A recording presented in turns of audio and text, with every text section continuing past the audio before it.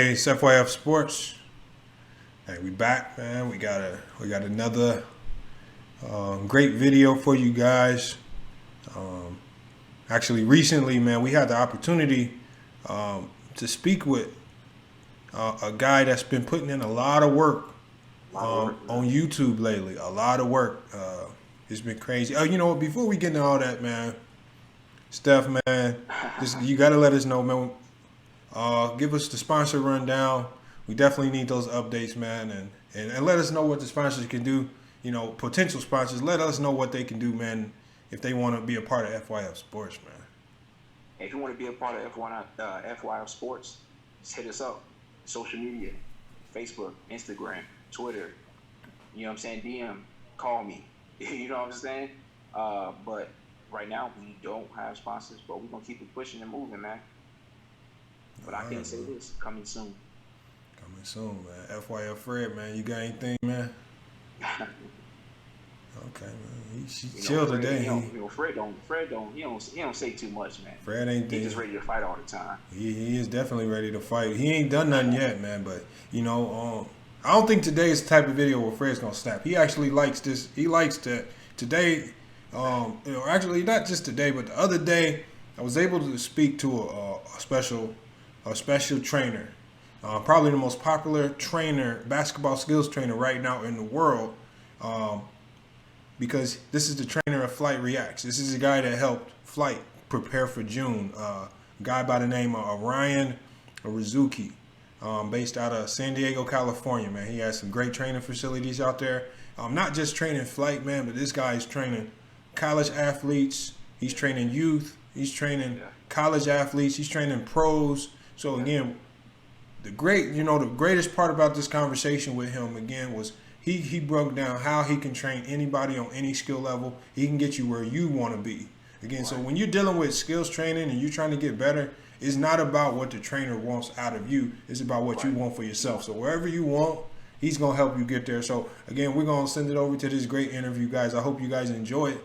But again, it was a special interview with him breaking down the ins and outs of what he does on a day-to-day basis, and then also how he approached training FlightReacts and preparing him for June. All right, so we're gonna screen over. We're gonna get over to that.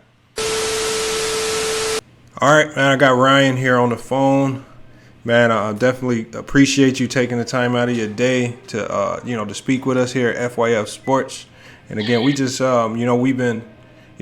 kind of just started our podcast channel, and one of the the main things we saw as we were just kind of going through social media and YouTube was we just started to see your growth, not just as a basketball player, but also as a trainer. We saw you working with a lot of NBA players and entertainers, helping everybody get work on their game. So the first question we just really wanted to ask is, how did you get into training?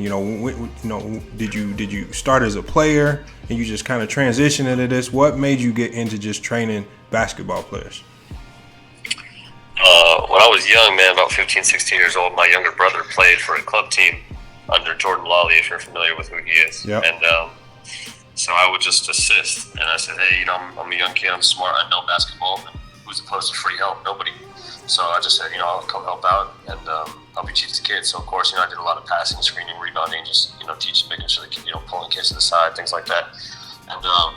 And over time, he left the program, I took it over. So I had some coaching experience up until I was like 18, which is kind of super young. And then once I head off to college, all those kids head off to high school. I kept a couple of them and just did some private lessons with them. And then slowly and surely, they kept getting so much better that other people wanted to come train with me. So from watching him, I just learned a little bit about the business, and I did some small group classes here and there. I did some team training for some AAU programs as well. But I just understood the landscape, and then I had to stay. Like, I couldn't affiliate myself with any programs really. I just had to make sure that I'm just training the players only and making them better. Yeah. And so, I learned a lot. Ran some big camps. Had Gainer Baker, Drew Hamlin, Cody Topper, Jordan Lawley, Devin Williams, Damon Altheiser, a bunch of big name guys, and I learned a ton from them. So that's kind of how I got started. All right, and so one question, man, and here out in Phoenix, and me growing up, I wasn't the most athletically gifted. I had to find a skill. I had to develop a skill to get in, not just to play high school, but even to get into college. I had to develop a skill. So I was a shooter. You know, with regards to skill set, like what do you think are some of the most important things for, you know, some of these young guys that are training today? We see all these YouTube videos of trainers. They have players doing all of these crazy moves, dribbling 4 basketballs and all this crazy stuff. Like, what do you think is the most important thing for these players to focus in on? I don't really put it out on social media, but I train over 150 youth kids every week. So the most important thing is that all of these kids understand how to dribble with both hands, pass with both hands, then finish with both hands, so they can draw contact and shoot with at least some decent form. So for all my kids that come to work with me, all these kids, every single one of them does a ton of dribbling with both hands, learns how to, you know, change their speed, get low, get high, and you know, knock down shots from the 15 feet with, you know, solid form, finish with both hands, pass with both hands. That's like the most important thing to me. And then once they get to higher levels, then I have a whole other blueprint of advanced, you know, different finishes, different passes, and different dribble moves. But at the end of the day, it's all the same thing. You know, different footwork that's more advanced, but that's the most important thing. Yeah, I can definitely appreciate that myself. Growing up as a left-hander, I never really focused in on developing my right hand. I think that's what really hindered me. Yeah, I got like 8-year-olds that can use both hands. It's crazy now. It's crazy. You gotta understand how much of, like, how far they are ahead of the game already. Because I've seen like high school freshman basketball, and a lot of these freshmen can't even dribble with both hands, can't lay up with both hands, so I can shoot. So I can make sure that you master all these things. You're already JV level minimum. Minimum. As other, you know, if you keep working on your athleticism and getting stronger and playing some more competition, you're ready for varsity. I definitely agree with what you just said right there. That kind of brings me into a topic. I was speaking with some other guys. We have these NBA debates, and we talk on, you know, just this basketball in this generation. And I've always believed that this generation is far more skilled than any other generation, the 90s, the 80s. It's more resources, but I actually see the players putting in, you know, they're putting in 9 to 5 work on their game at very young ages. And because there's more resources. Yeah, exactly. And it's just, I think that's a huge part of it. Yeah, and we could talk about the mental side of it and what, and but at the end of the day, when you look at, like, you would have never been able to watch, you know, like how many videos are there out there of just Michael Jordan's workouts and Kobe Bryant's workouts? There's probably more videos out now on, you know, John Morant's workouts than there ever will be on Kobe Bryant's workouts. You'll probably have more access to watch, you know, Donovan Mitchell's workouts than you'll ever be able to watch, you know, Vince Carter's workouts, Tracy McGrady's workouts. And so when kids get to see the exact workouts that their idols do, it makes it way easier to copy it. Plus, the amount of trainers in this saturated market, whether it's good or bad, because, you know, one thing, it's awesome that people have a passion to help kids. The bad part of it is that there's not really any certification, so anybody can be a trainer if they want to be. But I still say it's more positive than not. There's just more resources. There's more availability for kids to understand how to get better. Yeah, I definitely agree with that, man. And so again, we're gonna kind of, you know, this is another question. This might be a bit more personal. You don't have to really name names, and if you do, that's fine as well. But as a trainer so far, I mean, I know you see the development of these players on a day-to-day basis. To date, what player, if you can name one, do you feel you've, like, you know, you could just kind of sit back and say, you know, I've watched him really work on his game with me, and his skill sets have bloomed and turned him into the player that he is today? What player, is there a player that you can kind of say that you really assisted in helping develop their game and kind of put them on the next level? Yassine Garam and Christian Rose, hands down. These are some guys that I've worked with since they're about 11 years old. So Yassine is a point guard here in San Diego. He's going to Yale next year, so he'll be there starting one most likely. But you know, he's a guy since I've worked with since he's 11. So he's like my younger brother. Wow. Man, that's always good. Man, that's always good to, you know, when you can sit back and you know, especially as a trainer, and you know, we're kind of in a day and age where sometimes, and with me being a coach, sometimes it's hard to get through to these young guys with regards to the type of work you really got to put in to get better, and then actually seeing it translate on the basketball court. So that's really a big accomplishment. Once you have a blueprint and you understand what to work on, like we would come in every single day and work on at least like 4 or 5 different types of contact finishes, a couple spin moves, pro hops, euro steps, some to avoid, get into our mid-range pull-ups, get into our curl action, get into our 3 balls, and then play some sort of action with live, whether it's coming off a ball screen, whether it's coming off a pop, whether it's running, a certain action. But we literally almost we did the same workout every single day with different variations of that workout. So how we wanted to draw the contact, or what focus we wanted to do here. Okay, are we putting the defender in jail this time? Okay, are we looking for the pocket pass here? What are we looking for? And then how are we getting in shape? How are we getting into our shots? So it was one of the coolest things ever. I have so much game film from him his senior year, and some training film from even 3-4 years ago. And I was able to click moves that we worked on 3 or 4 years ago into the stuff that he did this year as a senior. So that was pretty awesome. Yeah, that's again, man, it's been crazy just to I've been kind of following you for I would say the last 2 or 3 months, man. And it's just been crazy to see some of the players that you've been working with, and not just from the big name players that everyone knows of, such as Mikey, but just other players. I mean, youth, NBA players. It's just crazy seeing the reach that you have, and you have all these different types of players that can come to you. They know they need to get their game better in certain aspects, and they're willing to humble themselves and put in the work it takes to get better, man. So also I wanted you to touch on, you have a product that I saw on your website. The true spin basketball. Yes, I'm really interested in that product, especially with me being a shooter. I've always wanted to try to find new ways to make my shot better. Can you kind of give us a rundown of this basketball and how you think it can help improve shooters, not just high school players, but also professionals as well?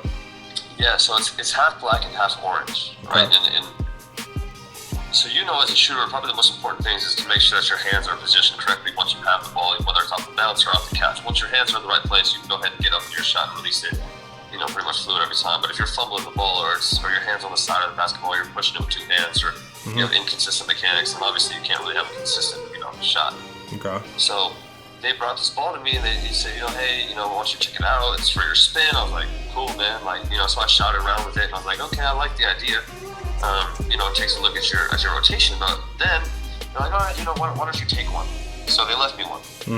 Then about a week later, so I'm training this kid, and his shot form was horrendous. Yep. So I'm working with a shooting form. Man, why is your hand on the side of the basketball? What are you doing? Why would you put your hand there? I was like, okay, well, let's look for the air hole, right? Try to find something more centered. And it was just a pain in the butt to try to continue to place his fingers in the middle, or try to find somewhere that's the middle of the basketball, just because it just took him too long. So I went and I grabbed the true spin ball. So I grabbed the true spin ball. Obviously, it's completely, there's a line right down the middle, so it's perfect. So I don't care how you catch it, just put your hand in the middle of the basketball, and let's start right here, get our form shooting in. So now you can split your index and your middle finger right along the middle, and we can put our other hand on the side here and go straight into our shot. So I pretty much just would use it for hand placement, and then of course you can see the rotation as well, right? So to me that was just an added bonus, even though that was its main purpose. The hand placement for me was really the main purpose. So anytime I'm teaching someone how to shoot, that's the first thing I grab, is the true spin ball, so I can place their hands right down the middle and allow them to bring the ball up straight through the right eyeball, or for you, your left eyeball, and then go straight to the shot. Wow, man. Yeah, like I said, I saw that product, and that was probably one of the most innovative ideas, because as a shooter, I've seen a lot of different products that people try to use, but when I saw that, just me being a shooter myself, I said that can actually really help, because I looked at it and I wanted to put handprints on it. I'm sure you've seen those basketballs with the handprints or little divots, and I was like, dang, this is tough, because I made a prototype with clay around another basketball, and I had some of my best shooters hold the ball, but none of our hands were perfectly in the exact same spot. Our hand sizes weren't the same. So I was like, forget that. This is even better, because you have it right down the middle, but even if you're slightly over to this side or slightly over to this side, you're still in the middle, and your hand doesn't have to be the same size. You don't have to, hold it exactly like I hold it. As long as we have the shooting hand in the middle, you just put your other hand on the side. Yeah. Hey, man. Hey, like I said, you're not just like I said, and that's what makes an elite trainer. Like I feel like that's what makes you elite. Not just working these players out, but then you're also giving them additional tools like this basketball to help them understand and you know, the mechanics of just shooting itself, and how consistency and hand placement and all those small things over a long period of time can make you elite in those different areas of the game. So, but my last question is, I definitely gotta hit on a few other topics. And one of the topics, obviously, I know you've heard this 1,000 times over with FlightReacts, but I want to touch on it from a different perspective. Cool, that's right. So my different perspective is a lot, you know, Flight has taken a few losses, but I don't really look at, for me being a basketball player, I don't just look at the losses. I actually see him implementing some of the moves that you were teaching him. I'm not for sure how many actual training sessions he had with you, but when I see that somebody like FlightReacts, who was a bit challenged before he met you, and now he's actually implementing moves that are working against decent players, like how were you able to kind of instill those habits in him to take away some of those bad habits and implement good habits or mechanics, things that he can kind of use going forward, as obviously it's just entertainment, but it's actually making him better and more competitive. So with every player that you work with, the most important thing to understand is their purpose. Some players will come and work with you just to simply just be a little bit better for high school. Mm-hmm. Some kids will come and work with you to try to score their first point and just have a smile on their face for the rec game. And some kids will come and work with you to try to get an NBA contract for millions of dollars. Mm-hmm. And Flight, for instance, is somebody who's coming to work with me and get better for June and for content, right? So I understood his purpose. So he's not coming in trying to get an NBA contract. He's not coming in trying to, become the greatest of all time or whatever, right? So I'm not going to sit there and go through every basic little fundamental with him, because he's not going to dribble every single day or do form shooting every single day and go through those small mechanics and reinvent his entire game. But you look at his game and you say, okay, well, here's what he does okay, here's what he needs to do better. So the main thing was to give him certain moves that he could try to get him to use more instinctually. Yep. And if we got enough reps on those moves, then eventually he would do them almost by accident. And you see him use the Rondo fake damn near every single game he's playing. Yep. He hit Jazair with an up and under. Yep, I saw that. He dropped the flight mic with his crossover behind the back, something that we worked on also. Yep. And he got one of my trainers on a hezzy one time. So it's okay. It's the small things that, okay, if you can get some of these down your bag, you're gonna hit a few of them correctly. Mm-hmm. The jump shot is still inconsistent, but you'll win a few more games. And so even right now, he's 2-2, which prior, and even the losses that he took to Brawadas, he lost that, still had 10 points. Mm-hmm. And the other loss to Amari, he was outdoors, it's hot, this, that, etc. I mean, it's not, I don't know if you can really count that, but it is what it is. Yeah, not ideal. Not ideal, but he'll play FaZe Roy this weekend, and I got him winning. So, simply, he's just a good dude, man, and I'm happy I got a chance to help him out. He's improved a lot. I'll tell you, like, the game against Brawadas was dope, because he ended up with 10. He lost, but like you and I say, we see the improvement. A year ago, he'd have lost, 13-0. Yep. Yeah, and that's the main thing, and that's another reason why I wanted to really reach out to you. It wasn't just because of the flight issue. It was mainly because that's the first time I actually seen somebody take the time to work with him, and he actually got better. And so I was like, this trainer is different. It's something different about what he's doing.